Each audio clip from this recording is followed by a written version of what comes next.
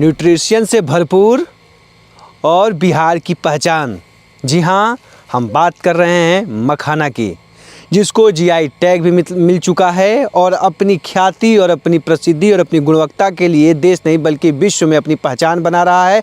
Mithilanchal area में होने वाला है मखाना की खेती का ये समय है और इसकी खेती कैसे की जाती है आज हम आपको बताएंगे। और इसके लिए हम दरभंगा ज़िले में हैं और हमारे साथ जो किसान दिख रहे हैं, नाम है इनका धीरेन्द्र कुमार जी। तो नमस्कार, मैं हूं अंकित कुमार सिंह और आप देखना शुरू ही कर चुके हैं किसान तक। तो इस वीडियो के साथ आप जुड़े रहिए, क्योंकि जो मखाना आप खाते हैं वो उसकी खेती कैसे होती है, कितना चैलेंजेज है खेती में, तमाम चीज़ों का आज हम बताने का पूरा प्रयास करेंगे। तो सर बताइए, पहला चीज़ क्या होता है मखाना की खेती में? देखिए, मखाना की खेती में सबसे पहले हम उसका नर्सरी तैयार करते हैं और नर्सरी तैयार करने का जो तरीका है, जैसे हम खेत को जोत करके पानी दे के उसको कीचड़ करके और उसमें हम बीज छोड़ते हैं। 1 एकड़ खेती के लिए हमको 12 से 15 केजी बीज डालना होता है। बीज जो हम डालते हैं तो जितना खेत हमको करना है उसका 20वां हिस्सा में हम नर्सरी करते हैं। जैसे अगर हम 20 कट्ठा में मखाना लगाना है तो हम 1 कट्ठा में नर्सरी करते हैं। और जो नर्सरी करते हैं तो उसका जो पौधा आता है, जो पत्ता कटोरी आकार का या प्लेट आकार का हो जाता है, तो वो रोपने के लिए उपयुक्त हो जाता है। तो जैसे ही उस आकार का पौधा होता है तो हम रोपना प्रारंभ कर देते हैं। जैसे आप देख सकते हैं कि यहाँ नर्सरी है, इसमें से हम 10 एकड़ के आसपास रोप चुके हैं और इसमें अब कुछ पौधा बचा हुआ है और जो पीछे से पौधा आ रहा है तो वो अब जैसे जैसे पौधा आ रहा है उसको हम रोपने के लिए निकलवा रहे हैं। जैसे देखिए धीरेन्द्र सर, जैसे सीजन कौन सा है, कब इसकी नर्सरी कब तक लगाते हैं? इसकी नर्सरी हम दिसंबर से फरवरी तक करते हैं। इसमें हमको देखना होता है कि हम खेती किस महीने में, रोपाई हम किस महीने में करेंगे। अगर खेत खाली है, शुरू मार्च में हम लगाना है तो हम नवंबर दिसंबर में नर्सरी कर लेते हैं। अगर हम रबी की फसल लेके थोड़ा लेट करेंगे तो उस हिसाब से हम थोड़ा सा उसका जो है समय का गैप रखेंगे। जैसे हम अगर गेहूं काट के करना है तो हम जनवरी या शुरू फरवरी में नर्सरी करेंगे, तो हम फिर गेहूं काट करके मखाना कर लेंगे। कब तक इसकी खेती हो सकती है? मार्च से लेके कब मई तक? इसकी खेती पूरे साल होती है। वैसे तो आप साल में 2 बार हम ले सकते हैं, लेकिन ठंड सीजन में क्या होता है कि हार्वेस्ट, अभी इसका हार्वेस्टिंग मशीन नहीं है तो मैनुअली ही होता है। तो ठंड के कारण मैनुअली नहीं हो पाता है, तो हम लोग साल में 1 ही बार लेते हैं। लेकिन उसी का हम लोग समय ये देखते हैं कि खेत मेरा कब खाली हो। तो जैसे अगर हम गेहूँ काट के करेंगे तो हम मई तक भी लगाते हैं। ये जो पद्धति है भैया, इस किस में लगा रहे हैं हम लोग? की मखाना की खेती तालाब में होता है और ये जो आप हमें बता रहे हैं खेत मखाना की, ये कौन सी विधि है? देखिए, मखाना तो मिथिला की धरोहर और पहचान है। ये पूर्व से ही हो रहा था, लेकिन यहाँ तालाब में हो रहा था और जो मछुआ समुदाय के लोग हैं खासकर वही कर रहे थे। लेकिन अब जो है मखाना हम लोग धान के खेत में कर रहे हैं। 1 से 2 फीट पानी मेंटेन करके कर रहे हैं। तो यहाँ मखाना खेत में करने का तो एक कारण था कि यहाँ बाढ़ग्रस्त इलाका है। ये खिरोई नदी के किनारे एक गांव और ये पूरे एरिया बस्ती है। गांव का नाम बेलवाड़ा है, जो दरभंगा जिला जाले प्रखंड के अंतर्गत आता है। और जो बाढ़ यहाँ के लिए अभिशाप था। जब से हमने मखाना की खेती शुरू किया है तो अब ये बाढ़ हमारे लिए वरदान साबित हो रहा है। और मखाना एक ऐसा फसल है जो खाने से सिर्फ हमारे शरीर को ही नहीं बहुत कुछ मिलता है, बल्कि ये खेत की भी उर्वरा शक्ति बढ़ा रही। चूँकि मखाना का पौधा जैसे ही हम खेतों में लगाते हैं और ये जो पौधा जब फल पक के तैयार हो जाता है तो ये पौधा गलने लगता है। और जैसे ही गल के ये डिकम्पोज होता है खेतों में, तो खेत की उर्वरा शक्ति इतना बढ़ रही है जिसकी कोई वर्णन नहीं। अच्छा, इसकी तोड़ाई कैसे की जाती है? किन बातों का ध्यान रखते हैं, क्या तोड़ते हैं? देखिए, इसमें है सबसे पहले हम जो नर्सरी से पौधा निकालते हैं तो हम सावधानी बरतते हैं कि कीचड़ के नीचे हाथ देके हम ये जड़ के साथ पूरे पौधा को निकालते हैं।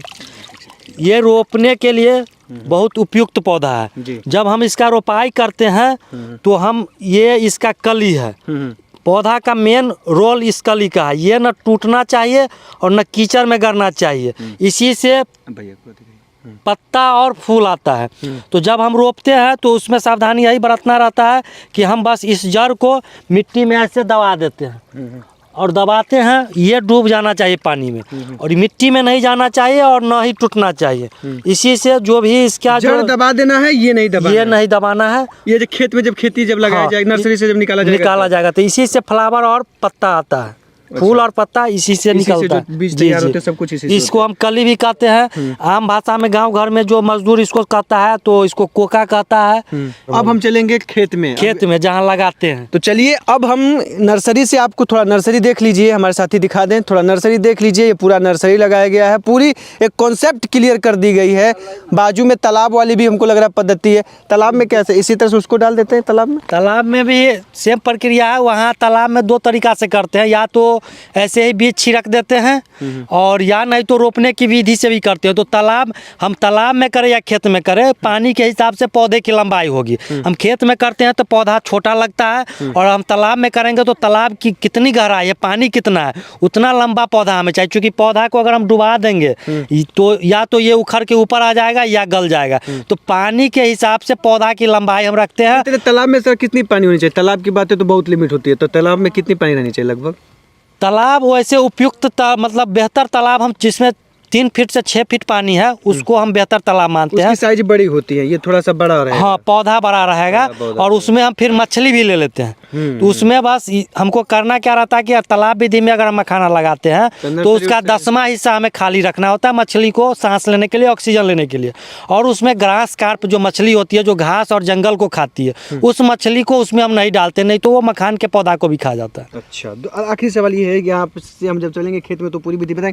तालाब में केवल वो जो दाना, जो बीज होता है वही छिड़क देता है, वहाँ पे नर्सरी वर्सरी बनाने की जरूरत नहीं, दोनों तरीका से हम कर सकते हैं। अच्छा, पानी ज़्यादा गहरा होने के कारण हम वैसे भी छिड़क देते हैं। तो वो तो और इसी समय छिड़कते होंगे उसको वही जनवरी, दिसंबर जनवरी में हम छिड़क देते हैं। और दूसरी विधि रोपाई विधि, लेकिन बेहतर रोपाई विधि होता है, क्योंकि इसमें हम दूरी प्रॉपर दूरी पर लगाते हैं। क्योंकि 1 से 1.25 मीटर लंबा और चौड़ा एरिया उसका डिस्टेंस देना रहता है हमें। तो बेहतर दूरी के लिए हमें रोपाई विधि ही अच्छा है। तो चलिए अब चलते हैं हम खेत में और दिखाएंगे कि कैसे यहाँ से बीज टूटता है और उसके बाद कैसे खेतों में इसकी रुपाई की जाती है। तो अब हम खेत में आ चुके हैं, नर्सरी से पौधे आ गए हैं मखाना के, अब खेत में लगाए जाएंगे। आप एक बार एरिया पूरा देख लीजिए, ये पूरा का पूरा एरिया दिखा दीजिए दोस्त, और इसके बाद इसी में हम मखाना लगाएगा। ये सर बताइए कैसे अब लगाएंगे धीरेन्द्र जी? जैसे ही नर्सरी से हम पौधा लाए हैं, इसको 1 से 1.25 मीटर के दूरी पर हम पौधा को लगाएंगे। लगाने की जो विधि है, इस जड़ को हम मिट्टी में दबाएंगे, और ये जो कली है ये न दबना चाहिए और न टूटना चाहिए। अगर ये माटी में न जाना चाहिए ना, उस हाँ, न माटी के अंदर जाना चाहिए और न टूटना चाहिए। और इस जड़ को पकड़ के ऐसे हम इसको कीचड़ में ऐसे दबा देते हैं। बस सावधानी रखना है कि पानी के हिसाब से पौधे की लंबाई होनी चाहिए। और इसको हम इसी तरह से 1-1 मीटर, 1.25 मीटर, 1.5 मीटर, मतलब 1 मीटर से कम की दूरी ना हो, उस हिसाब से हम पौधा को लगाते चले जाते हैं जी। तो यही रोपने की विधि है। कितने पौधे लग जाते होंगे? काउंटिंग होता है कि कैसे पता चलता है कि 1 एकड़ में कितने पौधे लग जाते होंगे? नहीं, काउंटिंग करके तो नहीं लगाते हैं हम लोग। बस वो हम लोग करते हैं कि 20वां हिस्सा नर्सरी कर लेते हैं। जैसे 1 एकड़ में लगाना है तो हम 1 कट्ठा, 1.25 कट्ठा में नर्सरी कर लेते हैं। इस वीडियो में ये भी दिखा देंगे कि कैसे जो उसके बीज, जिसको हम क्या बोलते हैं सर, फोड़िया क्या बोलते हैं इसको? बीज गुर्री, आम भाषा में गुर्री जो तैयार होता है, जिससे मखाना तैयार होता है, वो भी आज हम आपको इसमें दिखा रहे हैं। अंतिम स्टेज है जिसमें देखिए, सबसे पहले जैसे ही हम तालाब में बीज डालते हैं तो बीज अंकुरित होकर पौधा कैसे बनता है वो आप इसमें देख सकते हैं। ये बीज है और इससे ये पौधा निकला है। ये अंकुरित पौधा है। ये लगभग 20 रोज, मतलब 20 दिन के बाद ये रोपने लायक होगा। अच्छा, नर्सरी वाला जो नर्सरी जब डालते बीज छिड़कते हैं तो ये अंकुरित ऐसे ही पौधा इसमें से होता है। उसके बाद ये पौधा जब फूल होके फल बनता है, और फल जो फूट करके नीचे बैठते हैं, जिसको गुड़िया कहते हैं, जिससे लावा तैयार होता है, तो वो इस तरह से आता है। ये इसमें ये छिलका लगा रहता है। इसको हम लावा बनाने के लिए इसको मज करके साफ किया जाता है, और साफ करने के बाद इसको धूप में सुखाया जाता है। और धूप में सुखाने के बाद इसको हीट करके 24 से 48 घंटा ठंडा होने के लिए छोड़ा जाता है। फिर दोबारा इसको हीट किया जाता है, और उसके बाद इसको लकड़ी का वो बना रहता है, जिस पे हम रख के पिटना पे पीटते हैं तो वो पॉप निकलता है जो आप खाते हैं। तो इसी बीज से वो पॉप तैयार होता है। इसको पॉप तैयार करने का थोड़ा सा अच्छा, ये प्रक्रिया जो तैयार है, जैसे गुड़िया, जिसको गुड़िया बोलते हैं ना? हाँ, गुड़िया बोलते हैं। बीज इसको समझिए, बीज यही है, इसी से मखाना तैयार होता है। आप इसको जानते हो, ये जब हम नर्सरी, ये तो नर्सरी का हुआ। हाँ, जब बीज से हम निकाले खेत में हमने दिखाया कि लगाते कैसे हैं खेत में, तो कितने दिनों के बाद ये तैयार हो जाता है? ये इसमें है ना कि ये फूल और फल आते रहता है। ये जैसे पौधा हम लगाएंगे तो लगभग 1 महीने के बाद इसमें फूल और फल आने लगता है, और ये प्रक्रिया लगभग 3-4 महीना चलता है। एक लगाने के 1 महीने बाद से ही? 1 महीने बाद से ही आते रहता है, फूल से फल बनता है, फल फट जाता है, फिर बीज नीचे मिट्टी में बैठ जाता है, फिर उसमें से फल और पत्ता आता है। मतलब एक पत्ता एक फूल, एक पत्ता और एक फूल, इसका साइकिलिंग है। देख सकते हैं आप, पौधा में फूल आ रहा है, वही फिर फल बनेगा। फल बन के जैसे उसमें वजन आएगा, वो पानी में बैठ जाएगा और वो फिर फट जाएगा, और फट करके ये बीज नीचे बैठ जाता है। और जब पौधा पूर्णतः गल जाता है तो फिर लेबर मैनुअली क्या करते हैं कि पानी में ही इसको हाथ से हार्वेस्ट करते हैं। इसमें हुनरमंद लेबर होते हैं जो इसका काम करते हैं, वो पानी में ही उसकी जो है हाथों से स्टोर करते हैं, एक जगह बीज इकट्ठा करते हैं। फिर वो एक इसमें यंत्र है, बांस का बना होता है, जिसको हम गांजा कहते हैं। उस गांजा से मखाना को पानी से निकाला जाता है। ये पूरी विधि है। हाँ, और फूल मखाना का देख सकते हैं आप, ये सब ये पौधा फल रहा है, इसमें से फूल और पत्ता। और इसमें है कि पुराना पत्ता गलता जाएगा, नया पत्ता आते जाएगा। देखिए जैसे ये पुराना पत्ता है, ये गलते जा रहा है, और नया पत्ता इसमें आते जाएगा।